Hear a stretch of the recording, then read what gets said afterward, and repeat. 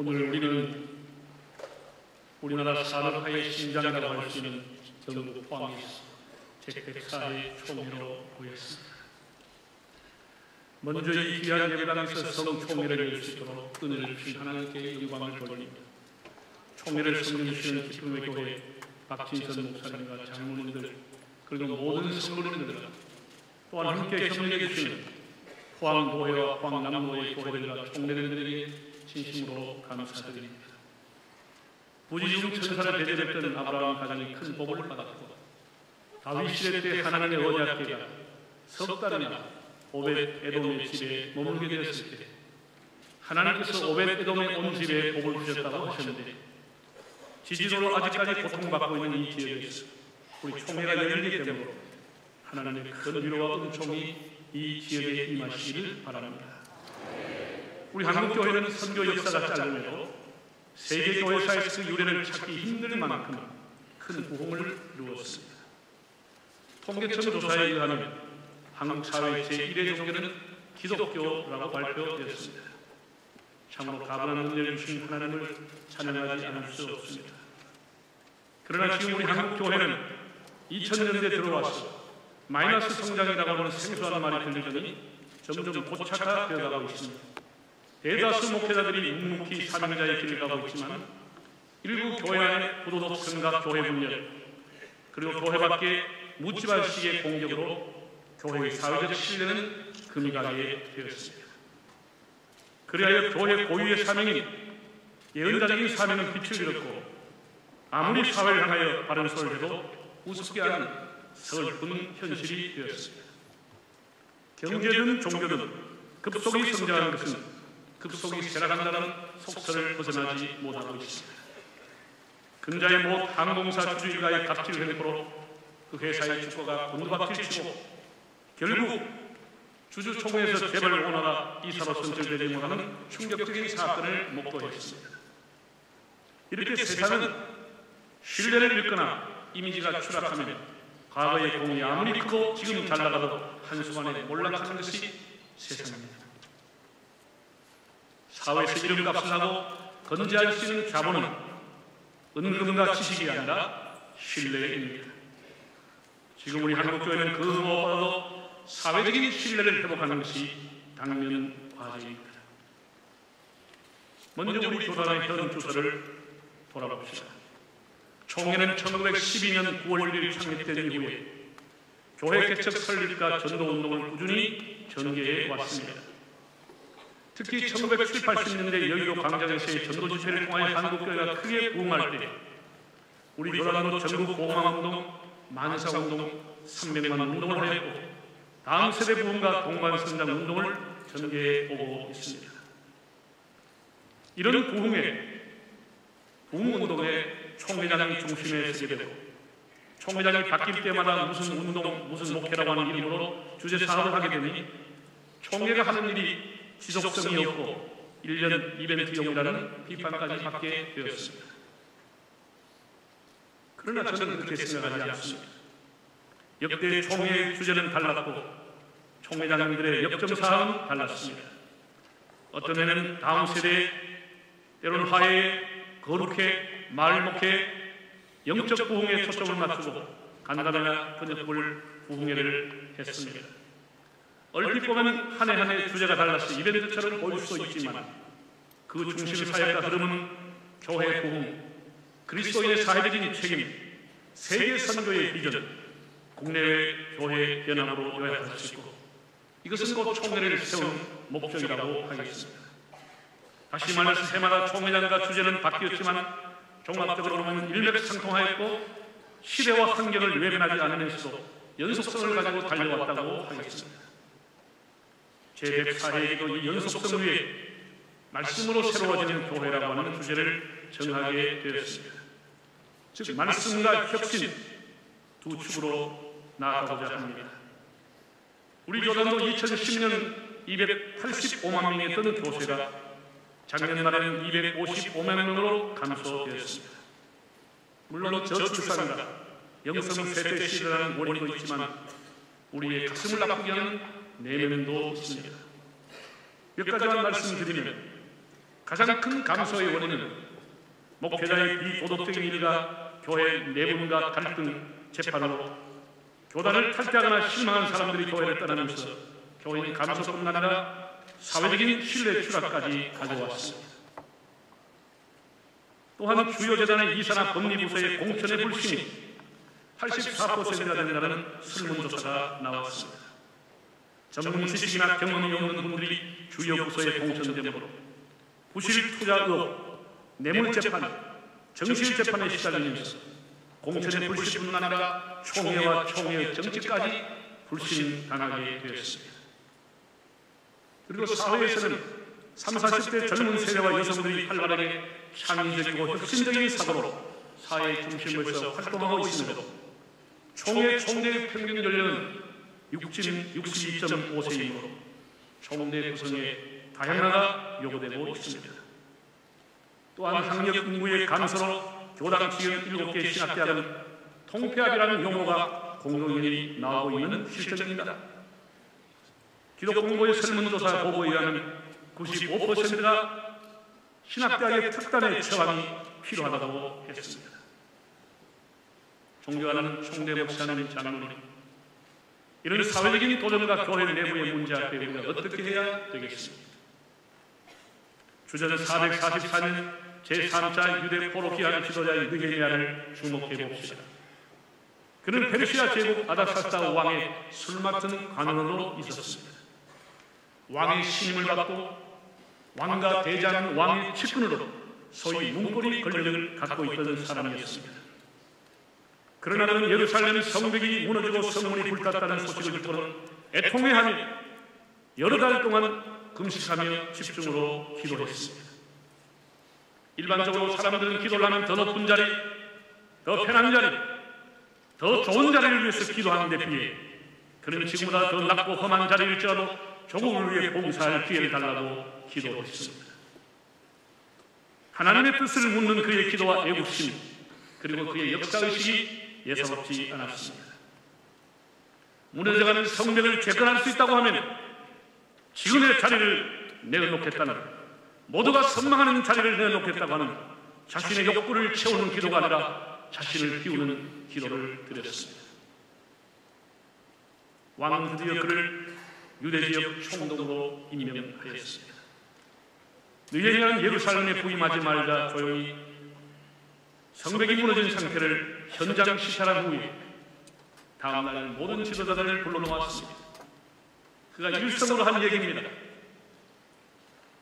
근본 백사의 주제입니다.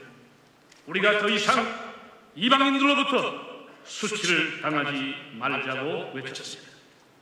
수치는 히브리어로 헤르파라고 하는데 모욕, 책망, 조롱으로 번역이 됩니다.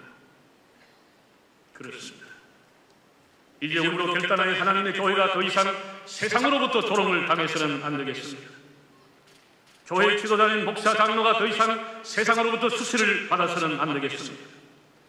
우리의 청춘과 물질과 생명을 바쳐 충성하는 교회가 더 이상 교회를 파괴하는 세력과 어떤 정권이나 어떤 이단이라도 함부로 흔들 수 없도록 해야 되겠습니다. 그러기 위하여 세 가지 말씀을 드리겠습니다. 첫째로 다시 말씀을 붙들어야 합니다. 느헤미야는 140년 방치되었던 예루살렘 성벽 4km를 단 52일 만에 재건하였습니다. 140년이나 방치되었던 것을 두 달이 채 못되었던 재건을 하였습니다. 그리고 에스라와 함께 유대 공동체를 말씀의 공동체로 세웠습니다. 백성들은 율법이 낭독될 때 다 일어서서 통회의 눈물을 흘리며 아멘 아멘으로 화답하였고 그들은 말씀을 따라 드디어 초막절을 지키기 시작했습니다. 가물가물하던 하나님의 말씀이 유대 공동체를 움직이기 시작했습니다.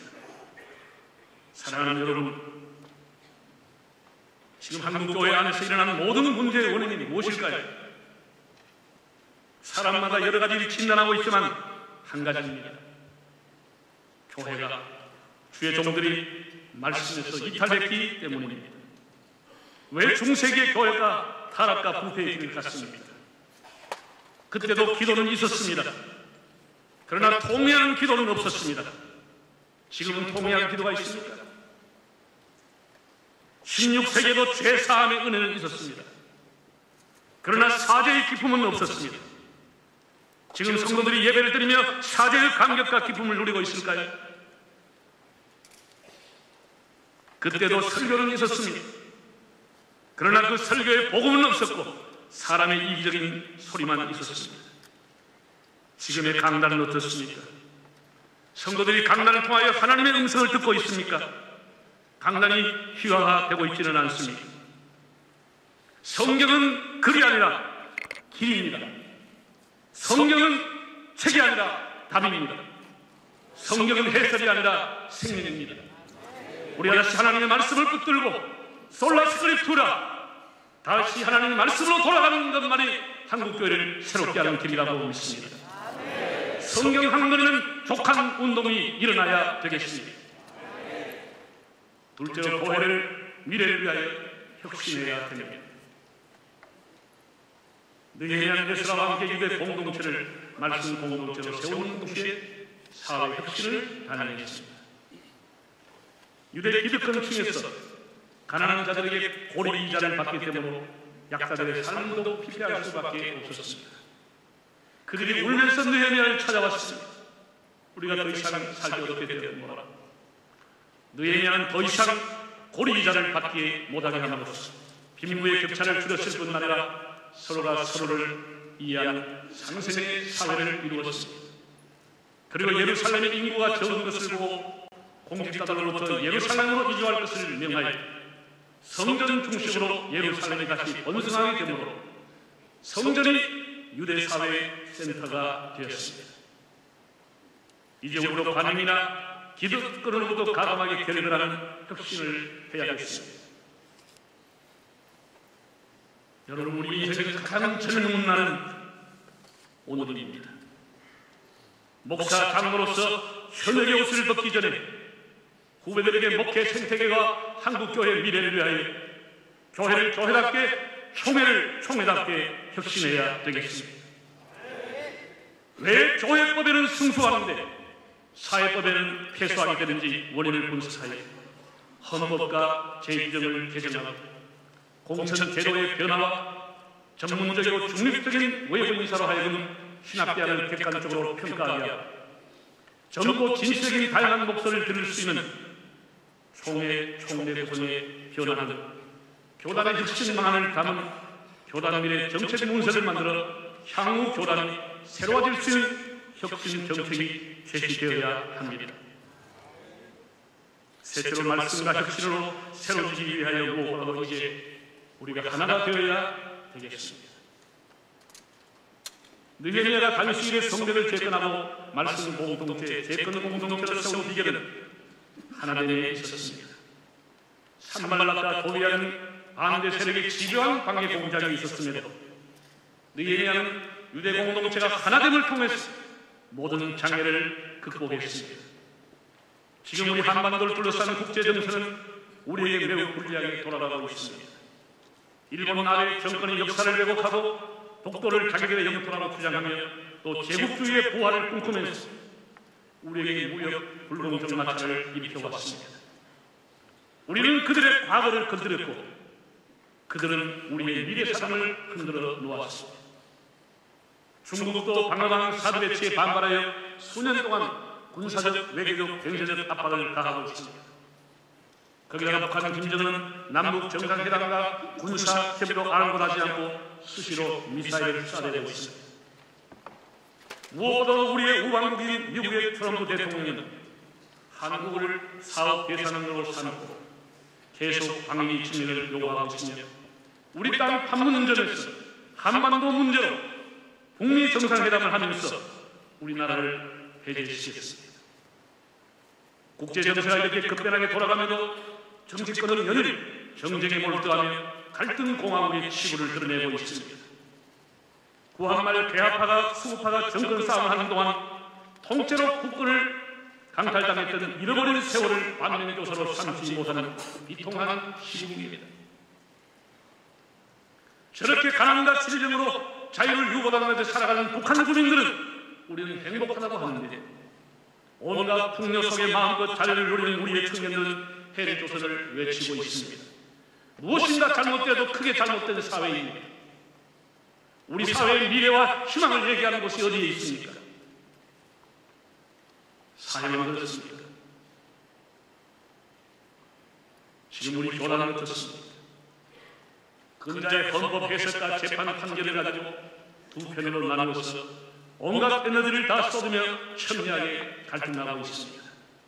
아주 어렵게 결과가 나왔지만 그때마다 승복하지 않고 계속 세를 모아 시위함으로 총회회관과 교단 상징 노고가 부정적인 이미지로 언론과 방송에 노출되고 사회적인 신뢰는 더욱 추락하여 장자 교단이라는 자부심마저 흔들리고 있습니다. 사회의 분열과 갈등을 치료해야 될 교회가 도리어 갈등과 분열의 진원지가 되고 있습니다. 왜 9천여 교회가 나아가야 할 정책을 설계하고 교단을 이끌어가는 지도부가 있는 총회 본부가 데모와 시위의 장소로 전락해 가는지 비통한 일이 아닐 수 없습니다. 이렇게 교단의 내부가 분열하고 우리에게 매몰되다 보니 외교, 안보, 경제 등 국가적인 위기를 보면서도 교회 본연의 예언자적인 사명은 사라지고 정부를 향하여 시국성명서 한 장 발표하지 못하는 것이 오늘 우리 교단의 형국입니다. 우리가 다 에너지를 교회 안에 쏟으며 분열하고 있는 동안 사회는 지금 어떻게 가고 있습니까? 사회는 목사하는 사람을 당회장으로 임명을 했습니다. 교회를 통폐하가던 그 무서운 일제시대에 또 어떤 회개망측한 일들이 일어나고 있습니다. 동성애 차별금지법, 국가인권기본계획 등은 문화와 인권이라는 포장지를 들고 여론전을 벌여서 야금야금 교묘하게 국무회의를 통과하고 시도 조례를 통과를 시도하고 있습니다. 사랑하는 총회는 근본 총회가 총회 개최에 불과 2개월 앞두고 서울에서 포항으로 장소가 변경이 되었습니다. 저는 왜 포항에서 총회가 열리게 되는지 하나님께 물으며 기도하게 되었습니다. 저뿐만 아니라 저희 교회는 총회 개회 180일 전부터 매일 새벽과 밤에 200여 명의 성도들이 나와 총회를 위해 기도하고 매일 하루씩 금식 기도하고 있습니다.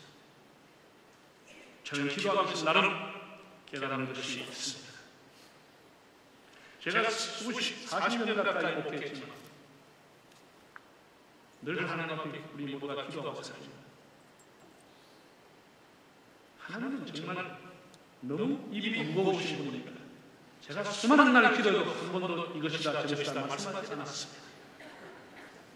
정말 입이 무거우신 분입니다. 그럼에도 우리가 오랜 기도의 경험을 통해서 하나님 우리 가슴에 주는 영광이라고 말씀드리며 깨닫고 있습니다. 저는 오랫동안 총회를 위해 기도하면서 왜 포항에 하는 이 총회가 열리게 됩니까? 포항은 철의 도시, 혁신의 도시, 포철의 용광로는 모든 썩은 노래를 다 녹여서 불순물을 다 녹여서 새로운 제품을 생산하는 곳입니다. 근본 총회도 하나님의 은혜와 총내림들의 지혜로 그동안 우리 교단이 안고 있는 아픔과 갈등과 상처와 대립을 다 녹여서 한국 사회와 교회에 희망을 줄 수 있는 신상품이 출고되는 총회가 되기를 간절히 기대합니다. 여호수아 5장 9절에 이런 말씀이 있더라고요. 여호와께서 여호수아에게 이르시되 내가 오늘 애굽의 수치를 너희에게서 떠나가게 하였다 하였으므로 그곳 이름을 오늘까지 길갈이라 합니다는 말씀입니다. 수치를 굴러가게 했던 땅 길갈. 근본 이 포항 총회가 우리의 모든 갈등과 교회의 모든 수치와 아픔이 굴러가는 길갈의 총회가 되기를 바랍니다. 길갈의 백사회가 되기를 바랍니다. 꼭 우리 총회가 다시 하나가 되는 출발점이 되기를 바랍니다. 여러분, 지도자는 이에 충돌과 갈등을 조정하고 사람들로 하여금 미래를 향하여 함께 가도록 구성원들을 설득하고 하도록 먹는 역할을 하는 자로 이해하고 있습니다. 그 어느 때보다도 사사시대를 방북케 할 정도로 개인의 개성과 주장이 강하고 온갖 프레임으로 사람과 사건을 매도하는 시대입니다. 사람들은 자신의 주장을 굽히지 않으며 타인의 주장을 완전히 무시하는 세상입니다. 그러나 우리 그리스도인은 성경적인 진리의 가치를 우선시하며 서로를 존중하며 자신을 낮추는 자세를 가져야겠습니다. 총회자가 권한과 임기는 제한되어 있습니다만 저는 이 기간 동안 기독교의 가치와 교단의 정체성을 지키며 교회를 이단과 세속으로부터 보호하고 기독교 이미지를 회복하는 일이가 신뢰를 회복하는 일이가 세계의 교회 앞에 지도자를 배출하는 일에 신뢰를 하고자 합니다. 이제 1990년 출생한 이들이 목사 안수를 받는 시대가 되었습니다. 우리는 지금보다 20년, 30년 후가 더 좋은 교단과 교회가 되도록 다음 세대를 투자하며 미래를 준비해야 겠습니다. 또한 합동충과 분열한 지도 60년이 되었습니다. 우리는 그동안 서로의 다름을 부각시켜 왔습니다. 이제는 서로의 같음을 강조하면서 쓰나미처럼 밀려오는 세속화를 막기 위해서 주 안에서 하나 되는 연합운동의 새로운 지평을 열어야겠습니다. 그리고 내년은 우리나라 역사에 가장 비참했던 동족 상전이 일어난 지 70년이 되는 해입니다. 조국 산하의 폐허 위에 교회는 절망과 아픔으로 고통받는 백성을 위해 눈물로 기도하며 말씀과 비전으로 나라를 재건한 일에 크게 기여하였습니다. 내년 6월 6.25 전쟁 70주년을 상기하여 총회적으로 민족 평화 통일을 위한 기도회를 개최할 계획입니다. 사랑하는 목사님, 장로님, 느헤미야의 영성과 비전으로 다시 본질로 다시 성경으로 돌아갑시다.